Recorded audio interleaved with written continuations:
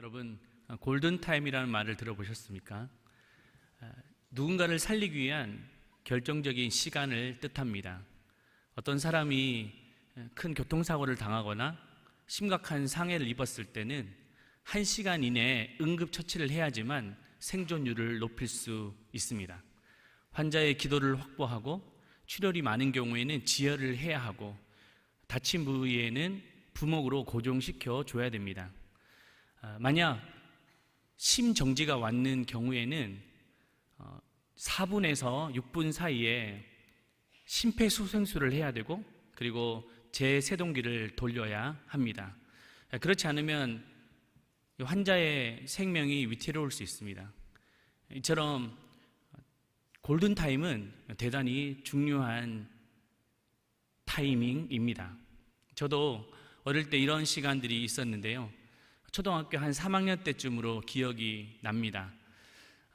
학교를 마치고 집으로 돌아올 때는 항상 횡단보도를 하나 건너야 했습니다. 그날도 횡단보도를 건너려고 기다리고 있었는데 2차선에서 어느 차가 와서 서더니 저에게 빨리 지나가라고 하는 겁니다. 어린 저에게 배려였던 것 같습니다. 그래서 저는 배운 대로 손을 이렇게 들고 천천히 걸어갔습니다. 그런데 1차선에서 오던 차가 저를 보지 못하고 그만 꽝 치어버렸습니다. 주변의 목격자에 따르면 제가 사고가 나고 한 4, 5m 정도 튕겨져 나갔다고 합니다. 그리고 저는 의식을 잃었습니다.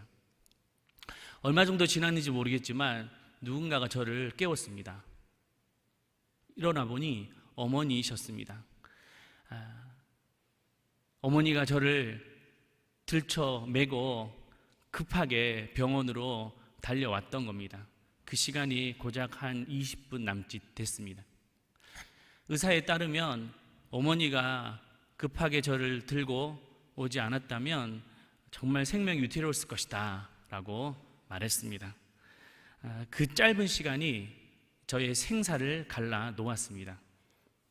영적인 세계에도 타이밍이 중요합니다. 복음을 들을 만한 결정적인 시간이 있다라는 뜻입니다. 그래서 그 시간을 절대 놓쳐서는 안 됩니다. 오늘 본문의 말씀은 우리가 생명을 놓치지 말아야 될 결정적인 시간을 말해주고 있는데요. 먼저 복음 전파가 무엇인지를 말씀해 주는데 성령의 주도적인 사역이라는 것을 인정하는 것입니다. 본문의 배경은 읽었던 8장 말씀 바로 앞장 7장에 나와 있습니다. 7장은 스데반의 순교의 장면이 나옵니다. 스데반이 죽고 난 뒤에 그 일로 예루살렘 교회는 큰 박해를 받게 됩니다. 그래서 사람들은 다 뿔뿔이 흩어지게 되죠. 이제 교회는 와해되고 무너지는 것 같았습니다.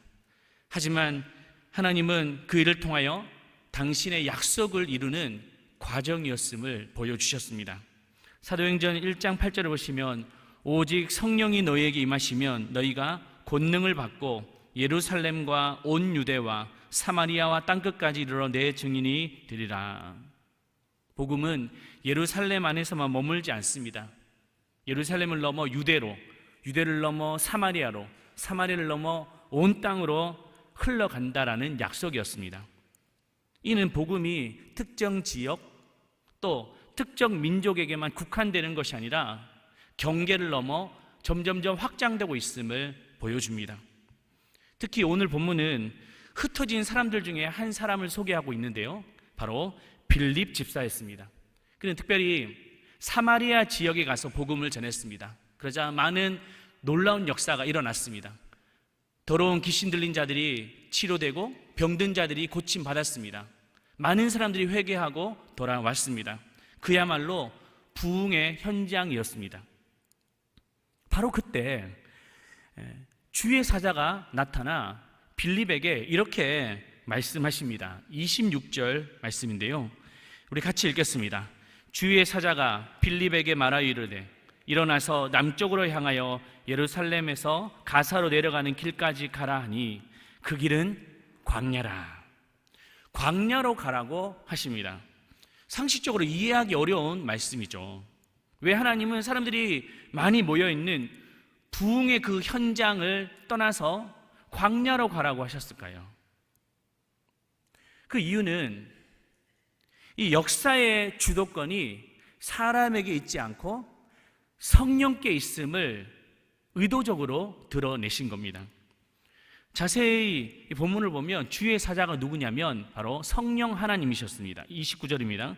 성령이 빌립더로 이르시되 이 수레로 가까이 나아가라 하시거늘, 또 뒤에 보시면 39절에 둘이 물에서 올라올새 주의 영이 빌립을 이끌어 간지라.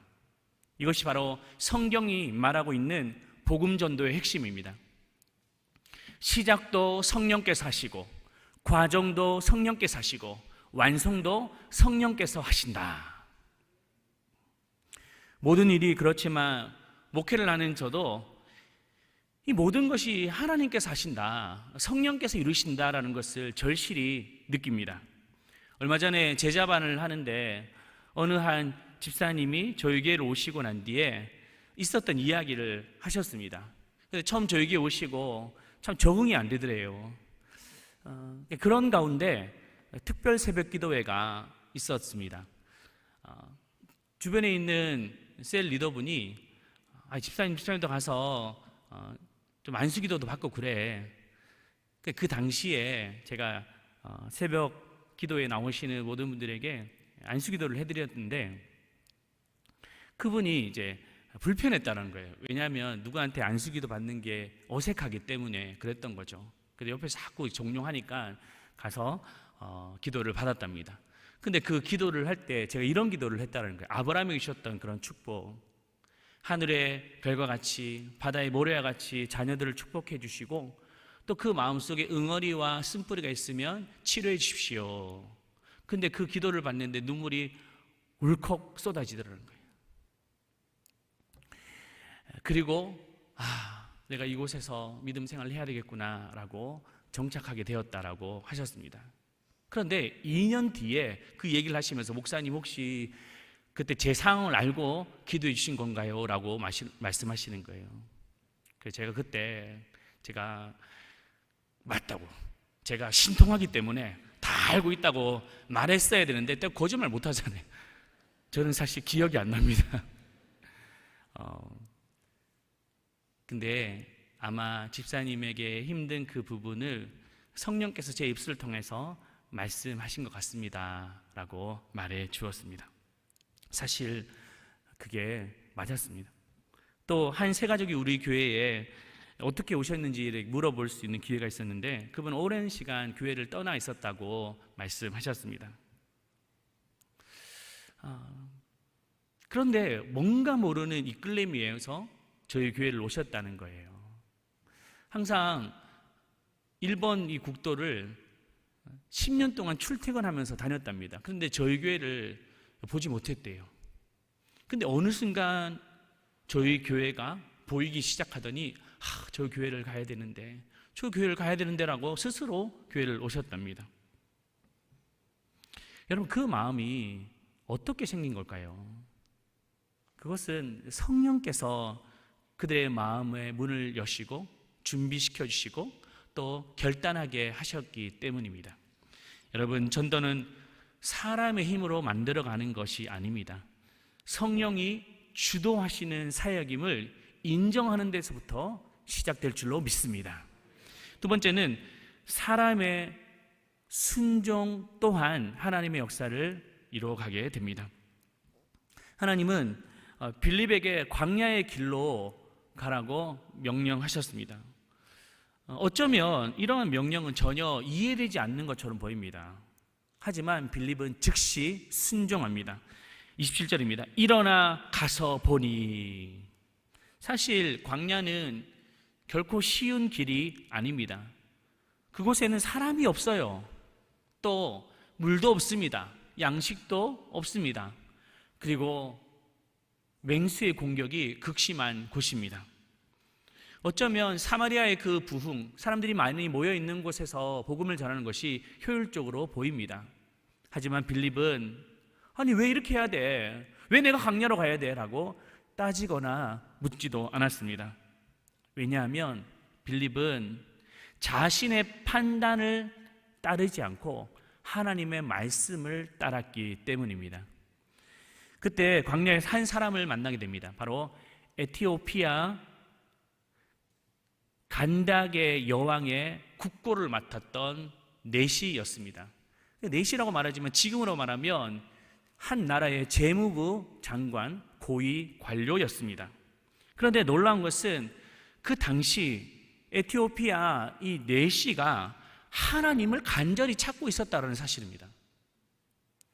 또 예루살렘에서 예배를 하고 고국으로 돌아가는 중에 있었습니다. 근데 생각해 보십시오. 이 에티오피아 네시가 이방인입니다. 지금으로 말하면 아프리카 그 수단 지역에 있는 곳에 있는 사람이었죠. 근데 그가 성경에 하나님을 어떻게 만났는지 소개되고 있지 않습니다. 뭐 디아스포라 유대인을 통해서 복음을 영접했는지 아니면 뭐 특별한 어떤 꿈, 환상을 통해서 하나님을 만났는지는 모릅니다. 그런데 분명한 것은 그가 진리를 향한 간절함, 갈망함이 있었습니다. 특히 마차 안에서 구약에 있는 그 선지서 이사야서를 읽고 있었는데요. 내용은 이런 내용이었습니다. 32절, 33절입니다. 그가 도살자에게로 가는 양과 같이 끌려갔고 털 깎는 자 앞에 있는 어린 양이 조용함과 같이 그의 입을 열지 아니하였도다. 그가 굴욕을 당했을 때 공정한 재판도 받지 못하였으니 누가 그의 세대를 말하리요 그의 생명이 땅에서 빼앗김이로다. 여러분, 이 내용이 어떤 사람에 대해서 얘기하고 있는지 아십니까? 이 당시에 에티오피아 네시도 읽어도 도대체 이 사람이 누군지, 도살자에 가는 양같이 가는데 입을 열지 않았다. 굴욕을 당해도 공정한 재판을 받지 못했는데도 도망가지 않았다. 이 누군가 도대체 알지 못했습니다. 그 타이밍에 바로 빌립을 만난 거예요. 그래서 묻습니다. 도대체 이 사람이 누굽니까? 그때 빌립은 정확하게 그가 우리의 죄를 위해서 죽으시고 살아나신 예수 그리스도를 뜻했음을 분명히 말해주고 있습니다. 35절입니다. 빌립이 입을 열어 이 글에서 시작하여 예수를 가르쳐 복음을 전하니 그제야 답답했던 네시의 체증이 한순간에 사라지고 말았습니다. 그리고 동시에 빌립도 하나님이 왜 그 광야로 보내시는지를 깨닫게 됩니다. 이 장면은 성령의 역사와 인간의 순종이 극적으로 만나는 순간입니다. 우리가 순종하면 하나님이 역사하실 줄로 믿습니다. 어쩌면 결과를 우리 다 알지 몰라요. 또 어떻게 그 모든 걸음걸음이 진행되는지를 모릅니다. 하지만 순종하다 보면 한 걸음 한 걸음 나아가다 보면 희미했던 것이 선명하게 분명하게 보여지게 됩니다. 이것이 바로 순종의 능력입니다. 사도행전 8장은 사실 순종의 역사라 해도 과언이 아닙니다. 빌립에게 광야로 가라 성령께서 말씀하실 때 빌립은 순종했습니다. 그러자 에티오피아 네시를 만났습니다. 또 에티오피아 네시에 있는 수레로 올라가서 가까이 가라라고 했을 때 순종합니다. 그때 그에게 복음을 전할 수 있었습니다. 우리 교회의 역사도 다르지 않습니다. 한 성도님이 서울에서 이사를 오셨습니다. 근데 오랜 시간 교회를 정하지 못하고 방황하고 있었다고 합니다. 그런데 어느 수요일 행복전도를 통해서 전도지를 누군가가 이렇게 나눠주셨어요. 사문대길교회에서 왔습니다. 예수님 믿으세요. 이거를 받아들고 그냥 무심결에 그냥 내려놨대요. 그리고 난 뒤에 교회를 정하지 못하고 있는 그 상황 속에서 서울에 있었던 그 담임 목사님에게 전화를 해서 목사님 여기 천안에 왔는데 좀 교회를 좀 소개할 수 없습니까? 라고 하자 그분이 본인의 그 친구가 천안에 어느 교회에 지휘자로 있는데 그 교회를 한번 가보라는 거예요. 그 교회가 어디냐니까 사문대길교회라는 거예요. 이분이 막 전율을 느꼈다고 합니다. 그러면서 그분이 우리 교회 등록하시고 지금 성가대도 열심히 섬기고 있습니다. 여러분 어떻게 이분이 등록하게 된 건가요? 물론 성령께서 주도하시는 사역이지만 그 전도자의 순종을 통하여 그 일들이 일어나게 되었습니다. 여러분, 모든 과정은 성령이 주도하시지만 인간의 순종을 주님께서 사용하고 계십니다. 어쩌면 거창한 전도 시스템을 사용하시는 것이 아닙니다. 한 사람 한 사람, 여러분들의 입술에서 전해지는 그 복음의 전도와 순종이 한 영혼을 살릴 수 있습니다. 어쩌면 우리가 하는 일은 거창하지 않을 수 있어요. 전도지를 나눠주는 거, 초대장을 전달해 주는 거, 한 번만 교회 같이 가자고 말해주는 거, 또 전화 한 통을 거는 거. 여러분, 그 순종이 우리가 생각하지 못했던 놀라운 역사를 이뤄 가십니다. 마지막은 평범한 자를 통해 비범한 일을 이루십니다. 앞서 살펴본 것처럼 빌립의 사마리아 전도 이전에는 예루살렘 교회가 큰 박해를 받게 됩니다. 다 불불 흩어지게 되었어요. 그런데 이때 흩어진 대상이 누군지까지 성경은 소개하고 있습니다. 8장 1절에 보시면 나오는데요, 그날에 예루살렘에 있는 교회에 큰 박해가 있어 사도 외에는 다 유대와 사마리아 모든 땅으로 흩어지니라. 사도 외에 다 흩어졌다는 거예요. 다시 말해 곧 평범한 평신도들이 흩어졌음을 말해주고 있습니다. 빌립 역시 그 사람들 중에 한 명이었습니다. 빌립은 신학교를 갔던 경험이 없습니다. 또 빌립은 오랜 사역의 경험이 없습니다. 그냥 7 집사 중에 한 명이었어요. 하지만 평범했던 그를 주께서 사용하시니 비범한 인생이 되었습니다. 이것이 놀라운 하나님의 역사입니다. 이것은 또한 교회의 건강한 모습이기도 합니다. 하나님의 역사는 특별한 사람을 통해 일하시는 것이 아닙니다. 평범한 사람을 통해 이루어가십니다. 만약에 하나님이 몇몇 사람, 소수 계층, 아니면 특정 인물로 교회를 이끌어 가신다라고 한다면 그것은 건강한 교회가 아니라는 증거예요. 왜냐하면 그런 사람들로만 가다 보면 누군가가 섬길 수 있는 자리를 그들이 빼앗고 마는 것이죠. 또 자신도 모르게 특권의식, 기득권의식을 가질 수도 있습니다. 그러나 초대교회는 그렇게 하지 않았습니다. 평범한 성도들을 통하여 복음의 확장을 이루어 가십니다. 기독교 역사를 보더라도 전혀 다르지 않습니다.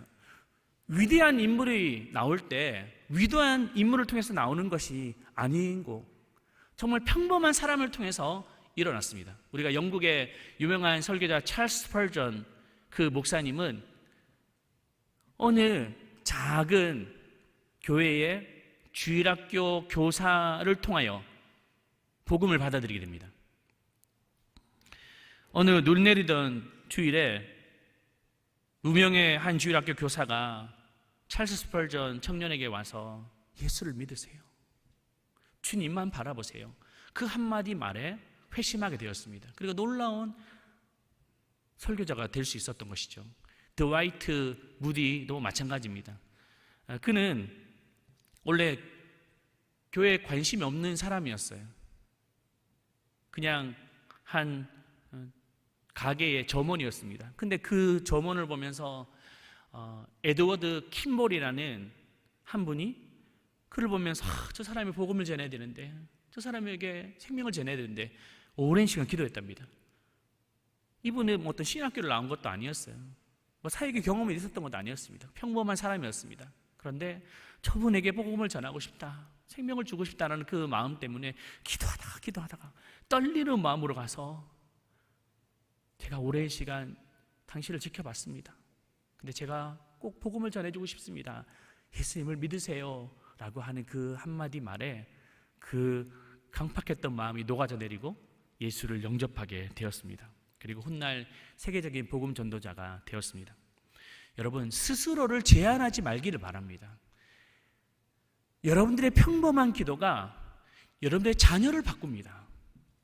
여러분들의 평범한 그 중보가 누군가를 비범하게 변화시킵니다.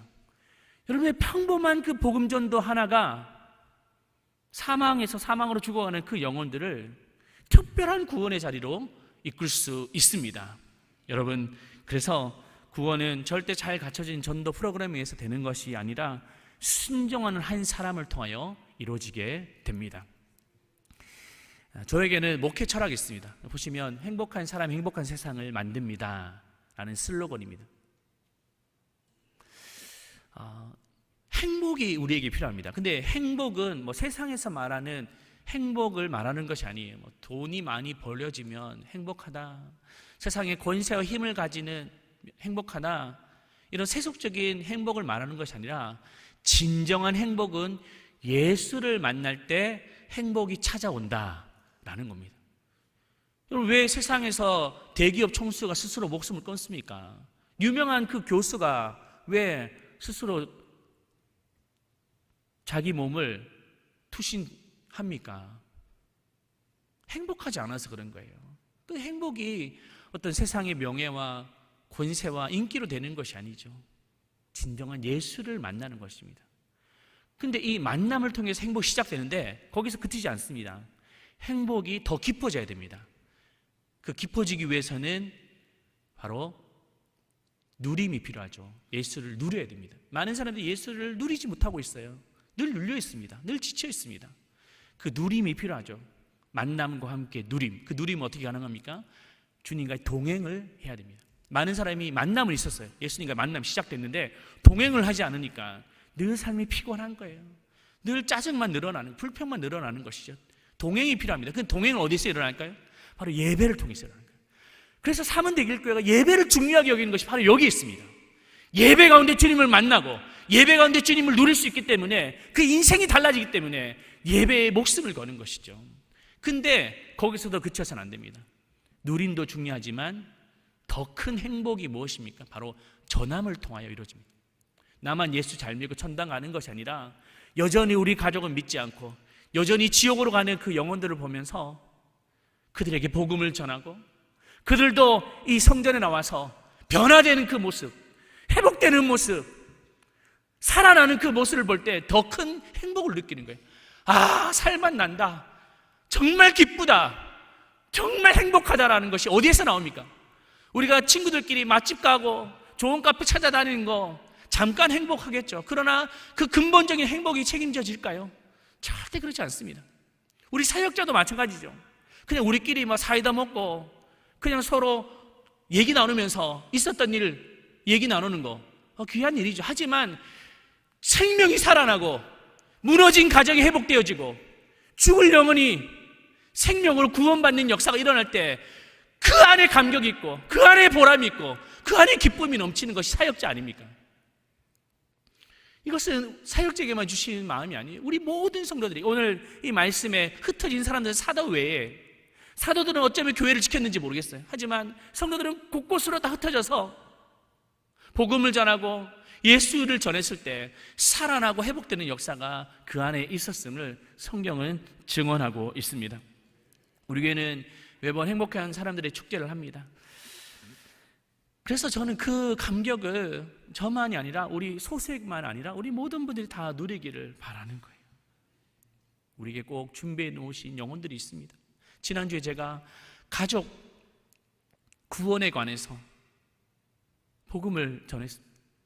가족 구원에 대해서 당위성을 제가 말씀드렸어요.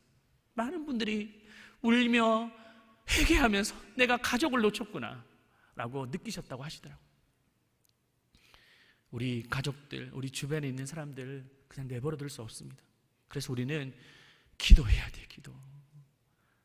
기도해야 됩니다. 여러분, 기도하지 않고 한 영혼이 돌아오는 것은 절대 있을 수 없습니다. 돌아온다 하더라도 그 복음의 감격을 제대로 모르는 거예요. 쉽게 온 사람들 쉽게 또 떠나버리고 마는 것이죠. 복음은 값싼 복음이 아닙니다. 값진 복음입니다. 이것을 아는 사람만이 제대로 주님을 따라 살 수 있게 되는 겁니다. 여러분, 함께 나와서 이번 주 기도하시기를 바랍니다. 또 이번 주에 꼭 찾아가시기를 바랍니다. 그래서 그들의 마음 하나님께서 만져주시고 이 전에 나와서 함께 복음을 듣기를 원합니다. 우리 마지막 말씀을 39절 읽겠습니다. 둘이 물에서 올라올새 주의 영이 빌립을 이끌어 간지라. 내시는 기쁘게 길을 가므로 그를 다시 보지 못하니라. 에디오피아 내시가 세례를 받고 물에서 올라올새 주의 영이 이제 빌립을 이끌어 가셨습니다. 그리고 내시는 기쁘게 자기의 길을 갑니다. 그리고 둘이는 다시 만나지 못했다라고 말합니다. 여러분, 둘이 다시 만나서 너무 감사하고 감격하고 해야 되지 않습니까? 근데 하나님은 이들을 갈라놓으셨어요. 왜냐하면 사람이 주목받지 않도록 하기 위해서인 거예요. 하나님이 주목받도록, 하나님만 드러나도록 하신 주님의 뜻이 이곳에 있었습니다. 하나님만 영광을 받으셔야 됩니다. 하나님만 주목받으셔야 됩니다. 인간이 주목받는 것이 아니라 하나님만 주목받는 거예요. 인간의 공을 따지고, 인간의 업적을 따지고, 인간의 자랑거리를 따지는 것은 복음이 없습니다. 저는 이번 행축을 준비하면서 매년마다 긴장이 되지만 참 이번에는 되게 마음이 가난해집니다. 하나님이 제게 점검하시는 것 같아요.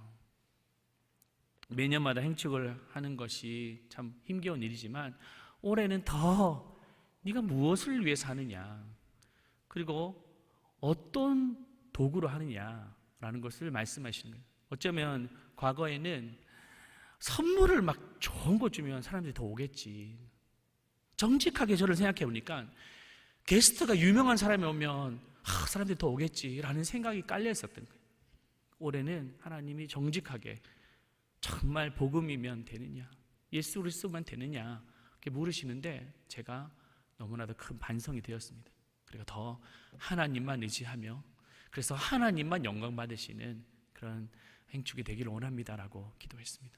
여러분, 우리 모두가 다 잠잠하지 마시고 우리 주변에 한마디라도 꼭 전화 한 통이라도 또 권면이라도 한번 해보십시오. 물론 거절받을 수 있습니다. 하지만 우리만 챙기다가 저 천국에 갔을 때 우리가 어떻게 주님 앞에 설 수 있을까요? 아닙니다. 우리 가족들을 위해서, 우리 지인들을 위해서 권면하고 복음을 전했노라고. 그래서 주님이 내가 알고 있다. 주님이 영광 받으시고 우리의 삶을 복되게 하시는 그런 믿음의 삶이 되시기를 축복합니다.